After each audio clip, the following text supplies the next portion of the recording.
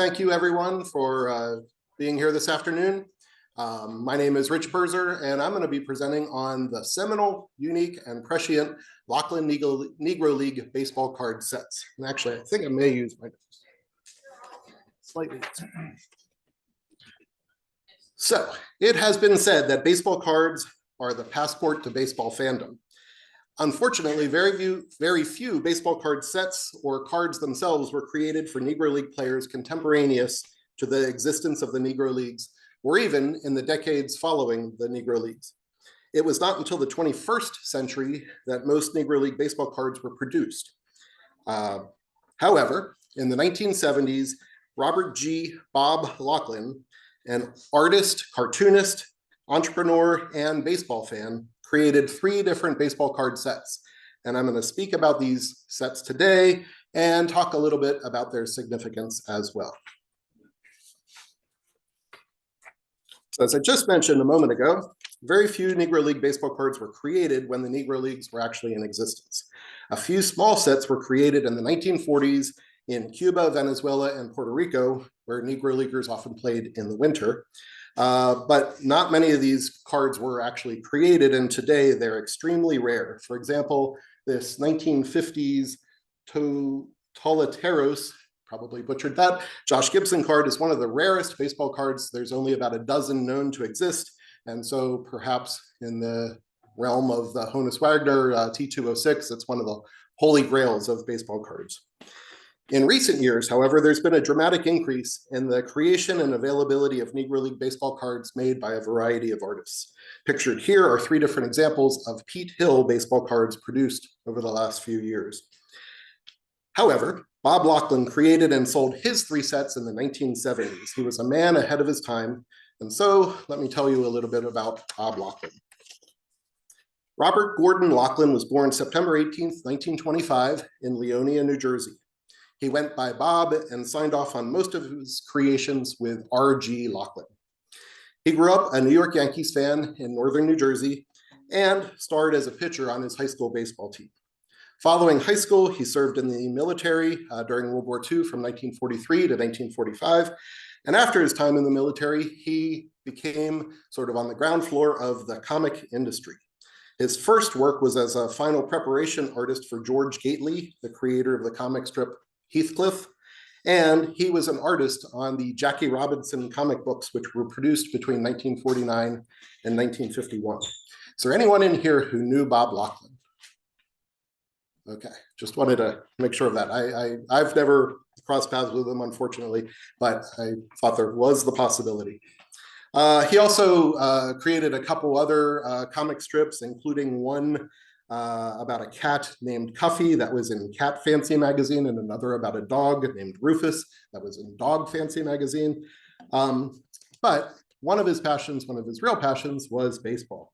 And so from the late 60s through the 1980s, he and his wife lived in Westfield, New Jersey, and he sold many of his baseball card creations mail order, which again was something ahead of his time. Bob Laughlin died May 14th, 2006 at the age of 80. And so let me tell you about some of the cool baseball card creations he was responsible for. First, it's important to point out that he was an outsider in the baseball card world, which was really dominated solely, almost exclusively by Topps during his time. He created and sold his first set in 1967, which featured black and white images on each card for each year of the World Series. He later worked with the Fleer Company, with whom he updated his World Series set with a colorized set, which was sold in packs along with team stickers. And this sold pretty well, which created a relationship between him and Fleer, and he created a couple other sets with Fleer over the years. Also pictured here is an example of his 300, 400, 500 set, which harkens back to the classic baseball card set created by the Gowdy Company in 1938, known as the Heads Up set. So he was inspired by a number of different earlier artists. Laughlin's baseball card sets were eclectic, and most of his cards told the story of the game or event with a cartoon image. He was extremely creative in his ability to combine short text details along with evocative imagery. Sometimes his use of cartoons was by necessity, he couldn't use pictures of any active players, and so he had to work around that. All of the active players were under contract with Topps, and so he needed to work around that with his art. He did create a few non-cartoon based sets, including the pioneers of baseball card sets, one of which is shown here. But the sets I want to talk about primarily today are the Negro League sets. The 1974 Old Time Black Stars set was the first of his Negro League sets. This set consists of 36 cards of individual players with two-tone hand-drawn sepia images, giving them something of a classic look. The cards each measured 2 5/8 inches by 3.5 inches, a little bit bigger than the standard baseball card, and he originally sold them in sets for $3.25 per set. Although it's not certain how many old-time Black Stars sets were produced, it's thought that about 1,500 sets were produced in all. Before COVID, you could occasionally find these sets on eBay for $100 or $200. Now this set often goes for well north of $1,000. And on Monday, I saw the Josh Gibson card, not pictured here, sold for $3,500. It was a nice version, but it's the first time I've ever seen a Laughlin card go for anything like that. Shown here is the checklist of the 36 players in this set. Looking at this checklist, you see most of the biggest stars in the history of the Negro Leagues. Included are a few players from the 19th century, including Frank Grant and Charlie Grant, but predominantly this is a set of players from the 1920s, 1930s, and 1940s. One thing to remember in looking at this set and also the information on the backs of the cards is that it was created in 1974 when there was very little research available on the history of the Negro Leagues. By 1974, only 4 Negro Leaguers had been elected to the Hall of Fame: Satchel Paige in 1971, Josh Gibson and Buck Leonard in 72, and Monty Irvin in 1973. Cool Papa Bell would be elected in 74 after the release of this set. Monty Irvin did not receive a card in the set, and I imagine that's because his primary experience was in the integrated major leagues. All told, 22 of the 36 players in this initial set were eventually elected to the Hall of Fame, making for what I consider a pretty prescient checklist of players that he included in his set. And I think you could argue that every single player in the set might deserve a plaque down the hall. So you might ask, with the dearth of research on the Negro Leagues available at this time, how did Laughlin know about, let alone select, the players that he chose? Clearly, there was a lot of inspiration and guidance provided by Robert Peterson's seminal book on the Negro Leagues, Only the Ball Was White, which was published in 1970. I don't know where I have the source for this, but I know I heard it somewhere, that Laughlin and Peterson were actually friends, which makes sense because they both lived in central New Jersey in the early 1970s. Chapter 16 of Only the Ball Was White, which is titled Lost Legends, goes through each position around the diamond and lists the best Negro League players to have played those positions. It also pretty much reads as a checklist for this baseball card set. Not only was the selection of players inspired by Only the Ball Was White, the content on the back of the cards was clearly based on information taken from Peterson's book. Most all of the content is paraphrased material from the book. For example, the back of John Beckwith's card here is really just a shortened version of the biographic sketch of Beckwith in Only the Ball Was White. Laughlin's use of Peterson's material is not something I'm critical of. It's something actually I think that shows his judicious use of essentially the only research available on the subjects at the time. Now, I know a lot of people think of these sets as honestly ugly. I like them. I love this set for its historical importance of the first real set on the Negro Leagues, but also as something as a passport to the Negro Leagues. I also sort of like the simplistic elegance of the set. Not all of the drawings are fantastic, but I think some are, including gentleman Dave Mallarker here, who I think this understated drawing really brings out the beauty in Mallarker. The second of Laughlin's sets I will discuss is the 1976 Indianapolis Clowns set. This is a more traditional baseball card set with black and white photographs on most of the cards, along with the Indianapolis Clowns team logo and a card number. This is a 42 card set, and it documents the late history of the Negro Leagues through the lens of the unique history of the Indianapolis Clowns. These are a relatively rare set of cards. I believe between 500 and 800 were created at the time, and I haven't seen a set come up on eBay in a couple months, I believe. The Indianapolis Clowns were a unique team. Although they were founded in 1929, the last vestiges of the team was still barnstorming around the country as late as 1988. The Clowns are perhaps most famous for providing Hank Aaron with his start in professional baseball. He played for the Clowns in 1952 before being sold to the Milwaukee Braves. The set contains cards for a number of luminaries, including Henry Aaron, Oscar Charleston, who managed the Clowns and is shown in the traditional manager holler pose there, and Toni Stone, one of the few women to play in the Negro Leagues. Connie Morgan and Peanut Johnson did not get a card in the set. The set also contains a number of cards devoted to members of the Clowns who are better known as entertainers rather than ball players, including Spec Bebop, King Tut, and Goose Tatum, who would go on to play for the Harlem Globetrotters. This card, which shows one of the posters the Clowns used to advertise an upcoming appearance, gives something of a history of the team, both on the front, but especially on the back of the card. Some of the content and images found in this set appeared in the 1974 book, Some Are Called Clowns by Bill Hayward and Dimitri Gatt. This gem of a book describes the latter history of the ball club when they were an integrated barnstorming team struggling to make ends meet while entertaining thousands of baseball fans. The cards were clearly inspired by the book and included team owner cards for Ed Hammond, who is the clown depicted in this picture here, and Sid Pollock, who owned the team before Hammond. This set also includes a card of Satchel Paige, who toured with the Clowns in 1967. His card alleges that Paige pitched in 64 games on 64 consecutive days at the age of 64, although Paige was only 61 in 1967. One other interesting card in the set is a card of Miss Nancy Miller, who is described on the back of her card as the first lady umpire in pro ball. Nancy toured for 2 years with the Clowns, helping the gate and giving more laughs to the game.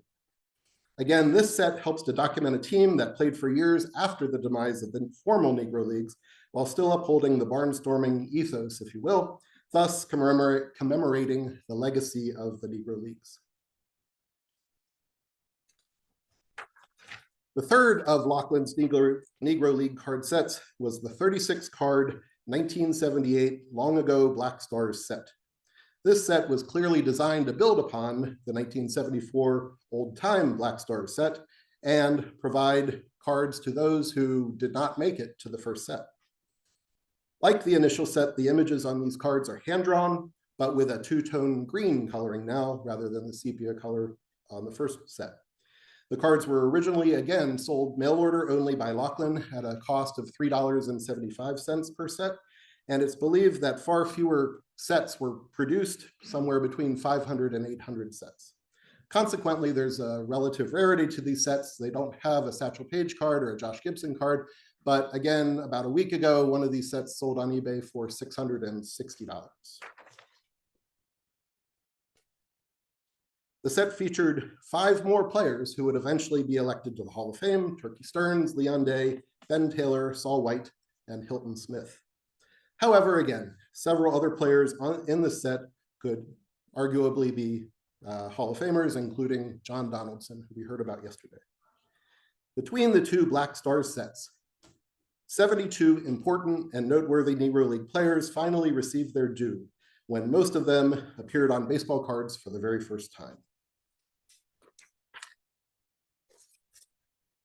In the 4 years since the initial set, a bit more scholarship on the Negro Leagues had been published.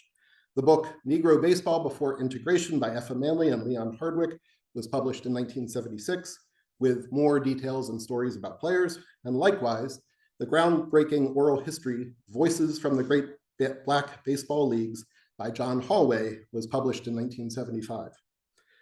Both of these books served as sources for some of the information found on the backs of the cards in the set, and consequently, there's more exposition actually on the backs of these cards than on the 1974 set. For example, the card for Hall of Famer Leon Day contains sentences drawn directly from both of these books. Clearly, Laughlin was keeping up with the research on the Negro Leagues and used these sources for his own work.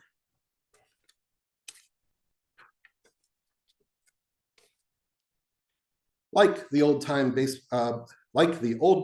Black Stars set, the long ago Black Stars cards were unique in the marketplace and may have served as an introduction to some about the players and history of the Negro Leagues. Again, I would not term all of these cards as works of art, but several are really very beautiful in their way, and I believe they bring the humanity of the players to the fore with their simple yet beautiful style. And in general, I think they're just really cool cards.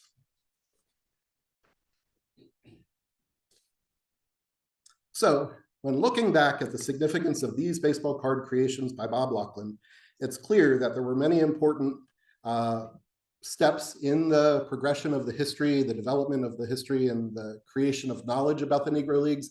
And I would argue that these sets are a part of that process. Although I don't believe Laughlin's influence is anywhere near that of Robert Peterson or John Holloway or the other forefathers of the research here, I do believe that his efforts to spread the word about the great players and teams who played in the Negro Leagues was truly impactful. He also was really ahead of his time. He was creating and distributing baseball card sets well before anyone else was out in the market doing anything like this. And in the last 10 years, there's really been an explosion in the creation of baseball card sets, and a number of talented individuals have created such sets. Bob Laughlin was doing this 50 years ago, and his legacy is still being felt today. Finally, as a fan of baseball, of the Negro Leagues, and as a baseball card collector, I again truly enjoy and love these sets. And I'm grateful for the pioneering work and beautiful art of Bob Laughlin. Thank you.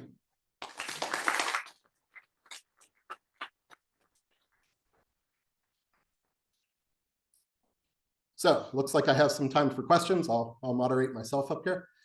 Any questions? Not a conflict of interest. I'll talk to myself. So.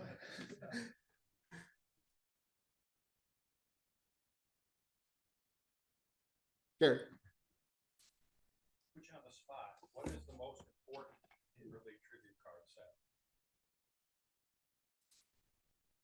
Okay, I'm biased, but I'm going to argue that the first set that I showed here, because it was done early on in the formal researching of the Negro Leagues, I can't argue that it got in the hands of kids, that kids were mail order purchasing this and were inspired to do research. I don't want to make that claim, but I do believe that he was really prescient and looking at, so was Robert Peterson. If you look at that chapter in Only the Ball Was White, he was picking out everyone that was eventually going to be, and hopefully still will remain to be, elected to the Hall of Fame.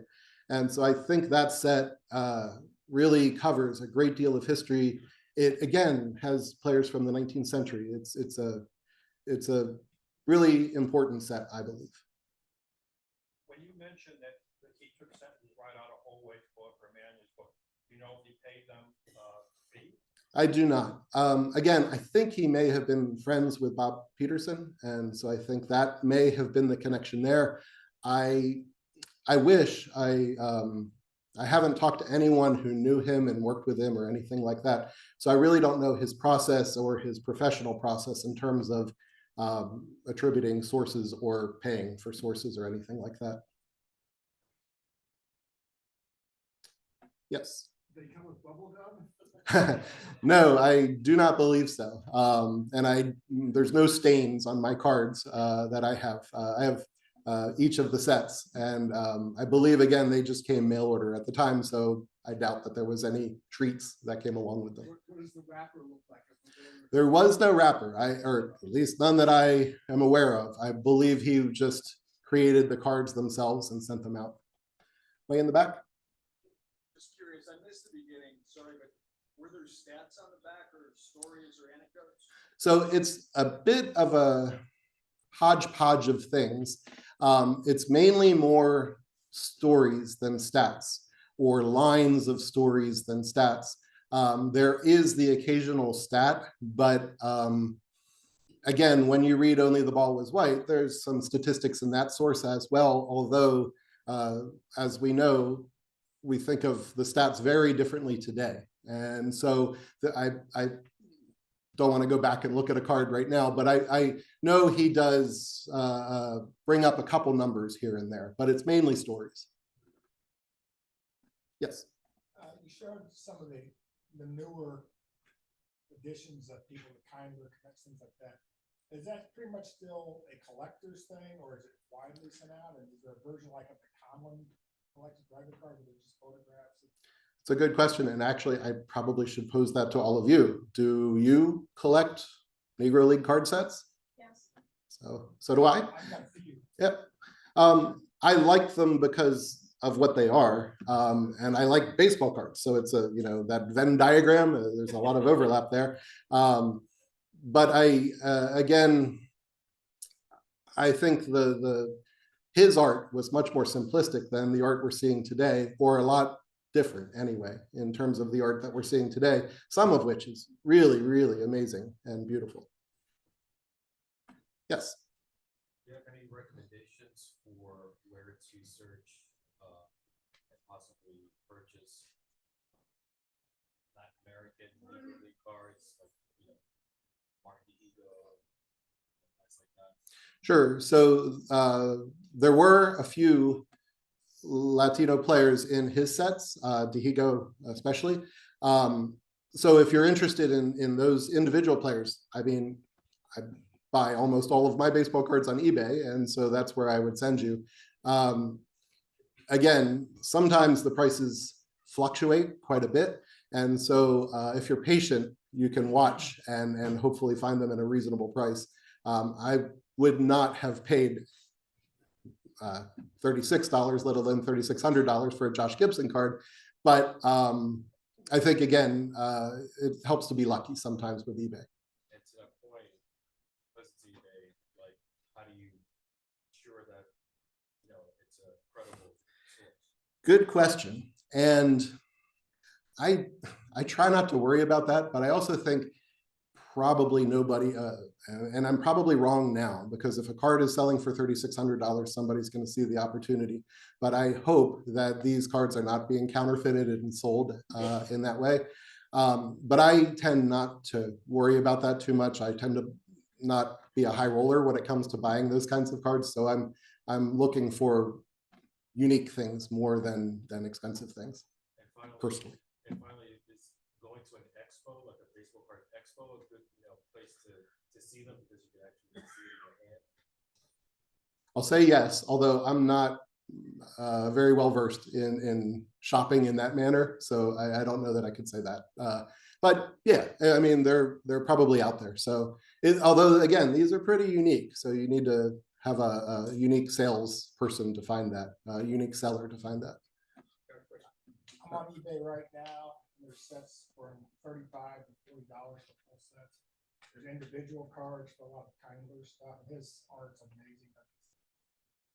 So you could probably get individual Dihigo cards, some players like that. So I'll show you. Yes. So who's the first African American to produce a Negro League set? I don't know. Does anyone here know? Any African-American artists? Yes. You're looking at it. Oh, and okay. And I have your set. And what year is it from? 1987. Okay. So Laughlin was a little ahead, but yeah, I actually have your set as well and enjoy it immensely.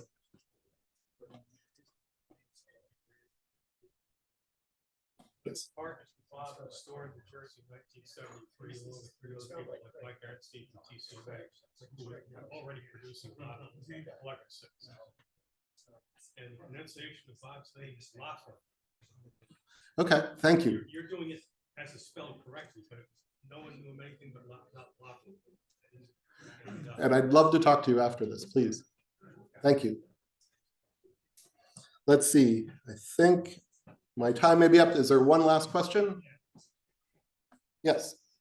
I'm reading this book about maps, and the guy who is making a killing off the maps, selling them for hundreds of thousands, started at $38 for maps, 1,500, 1,600. So hang on to your comments. Will do, will do. So thank you everyone very much. It's been great to speak about these sets.